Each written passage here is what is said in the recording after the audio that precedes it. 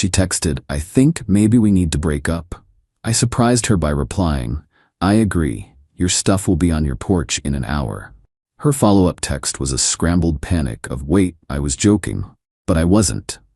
I, 31 male, was sitting at my desk reviewing quarterly reports when the text came through. Madison, 28, had been playing these games for months, but this was the finale she didn't see coming. "Been thinking.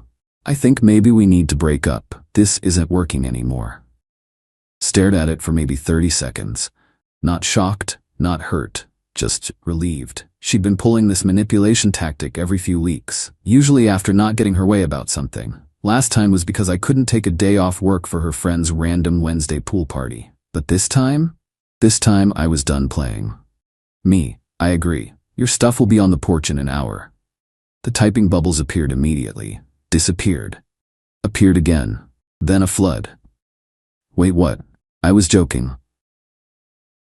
"Babe, I was just upset. Call me. This isn't funny. I was testing you, testing me." There it was. The admission. Put my phone on silent and got to work.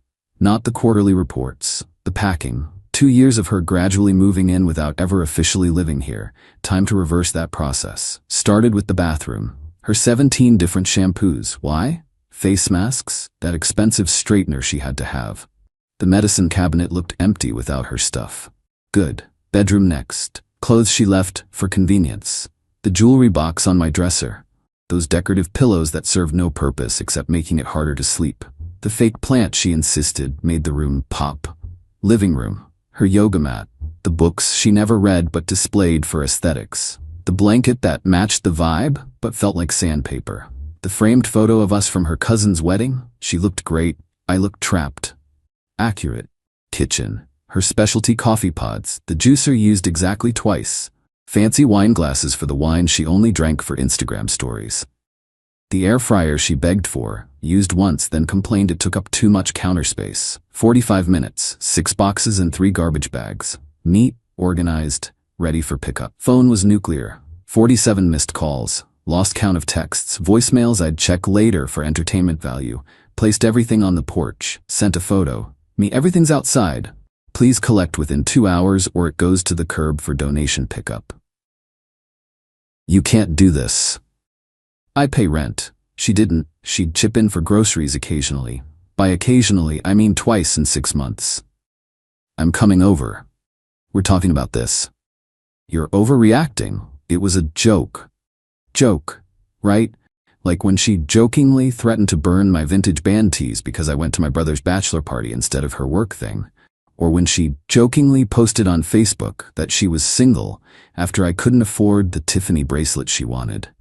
Hilarious. 20 minutes later, her car screeched into my driveway. She was out before it fully stopped, mascara already running. "Madison." Banging on door. "Open up. This is insane." Through the doorbell camera. "Your stuff's on the porch. Please take it and go." "I'm not leaving until we talk." "Then I'll call the police for trespassing. Your choice."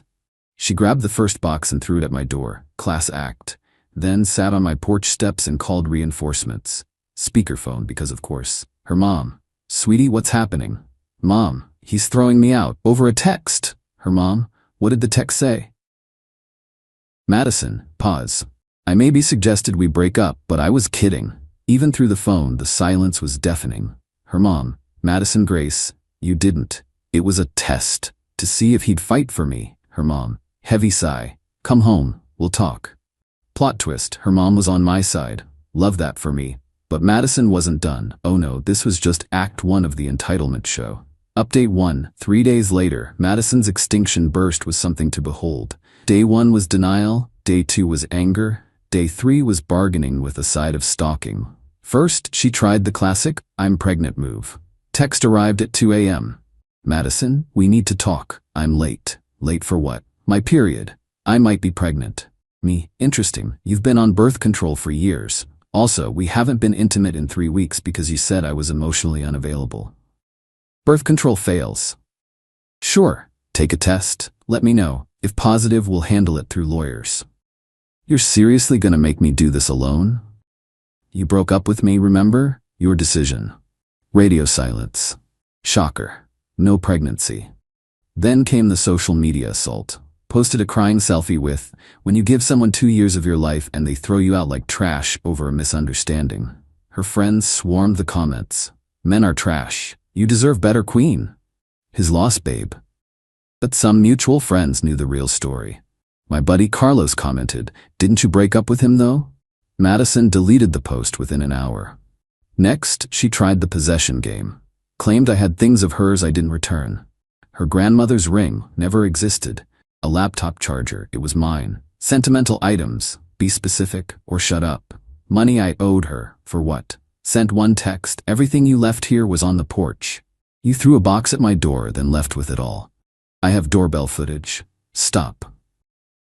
Then she escalated to workplace drama. Yeah, she went there, called my office pretending to be from my doctor's office about urgent test results. Receptionist put her through to my cell, recognized her voice immediately. Me, impersonating medical staff is illegal, Madison. I needed to talk to you. This is harassment. Next contact goes through lawyers. You can't threaten me. I know your secrets. What secrets? That you. Your browser history? My football highlights and cooking videos? Terrifying. She hung up, but the peak entitlement came when she showed up at my gym. 6 a.m. I'm mid-bench press when I see her talking to the front desk, pointing at me. Gym staff. Sir, this woman says she's your girlfriend and lost her key card? Ex-girlfriend. We broke up 4 days ago. She's not authorized. Babe, don't be like this. Me. She texted me breaking up. I agreed. Now she's following me. Security got involved. She was escorted out. Membership flagged. She screamed about me, ruining her fitness journey. Girl hadn't been to the gym once in 2 years of membership I paid for. That afternoon, got a call from her friend Brittany. Brittany, you need to take Madison back. Me, why? She's sleeping on my couch and crying constantly. It's been 3 days. Sounds like a you problem. She made a mistake. Everyone tests their relationships. Healthy people don't. She's threatening to do something dramatic. Like what? She bought a plane ticket to her ex's city. Cool, hope they're happy. You're heartless. I'm single. By her choice. The ex-boyfriend move was pure manipulation. She wanted me to panic, beg her not to go, fight for her. Instead, I blocked her on everything and went about my life. Update 2. 2 weeks later, Madison's spiral accelerated when her tactics weren't working. The ex-boyfriend trip? Total fabrication. She actually went to her aunt's house 2 towns over and posted photos pretending to be in another state. Her cousin DM'd me the truth because even her family was tired of the drama. But she wasn't done. Oh no. She hired a life coach, her friend who took an online course, to help her manifest me back. This coach, Serena, actually contacted me on LinkedIn. Serena, hi, I'm working with someone from your past to clear negative energy blocks. Would you be open to a healing conversation about forgiveness? No.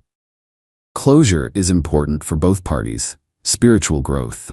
I'm closed. Spiritually and literally. Blocked. Then Madison tried the mutual friends approach. Started showing up at every group event, acting surprised to see me there. Game night at Carlos's place. Oh, I didn't know you'd be here. Carlos literally texted her not to come because I'd confirmed. Trivia night at our usual bar. What a coincidence. Posted about going on her Instagram story. Beach volleyball Saturday. The universe keeps bringing us together. I left. Not dealing with that energy during my me time. Each time she'd corner someone to talk about our misunderstanding and how I overreacted to a joke. People started avoiding her. Carlos told me she spent an entire party following different people, retelling the story, getting more dramatic each time. Version 1, I made a joke and he threw me out. Version 5, I was expressing feelings and he made me homeless. Version 10, he planned this. He wanted me gone. It was probably another woman. There was no other woman. Unless you count my Xbox, which was getting more attention now that I had peace. The restraining order threat became real when she started showing up at my work. Not inside, she'd learned that lesson, but outside, sitting in her car, waiting for lunch break, holding a sign that said, "Let's talk." Security noticed, HR got involved, they offered to call police. I said next time. Next time was the next day. Sign now said, "You can't ignore love." Police were called. She got a warning. I filed for a restraining order. But the absolute peak entitlement? She sent her new boyfriend to talk to me.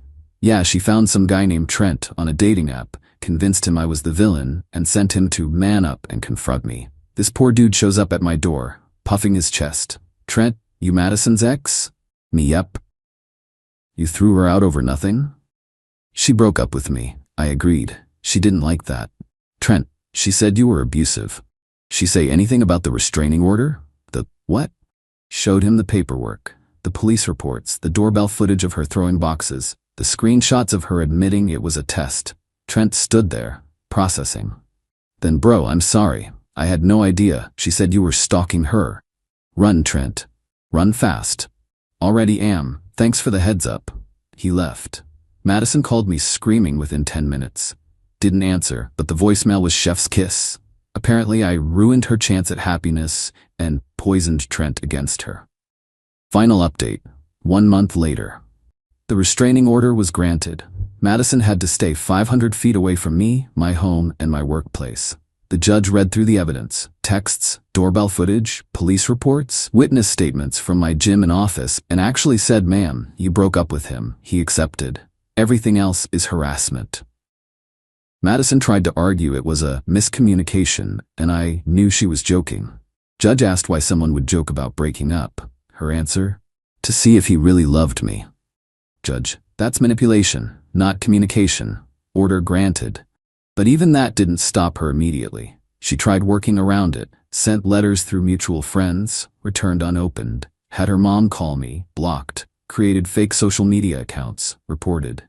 Showed up at places right when I was leaving, technically 500 feet.